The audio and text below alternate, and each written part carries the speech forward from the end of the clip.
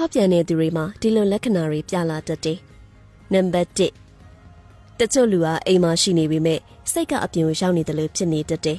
။နံပါတ်2အိမ်မှာရှိရဲ့မိသားစုအပြစ်ရှာပြီးအမြဲအလိုမကျဖြစ်နေတတ်တယ်။နံပါတ်3ကြောက်ချင်းနေတဲ့အချိန်တွေပိုများလာတယ်။နံပါတ်4ဖုန်းကိုအမြဲလျှို့ဝှက်ထားတယ်။အထူးသဖြင့် Messenger, Viber စတဲ့ application တွေကိုတောက်ခတ်ထားတတ်တယ်။နံပါတ်5အရင်ကချက်ပို့ပြီးလျှို့ဝှက်တဲ့အပြုမှုတွေလုပ်လာတယ်။နံပါတ်6အိယာဝင်ချိန်တွေနောက်ကျလာတတ်တယ်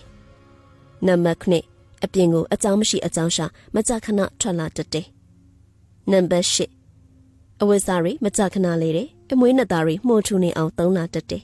။နံပါတ်9ငွေကြေးအသုံးစရိတ်တွေပိုများလာတယ်။နံပါတ်10အရင်ကနဲ့မတူပဲကဏ္ဍမငြိမ်တယ်လို့ဖြစ်နေတတ်တယ်။နံပါတ်17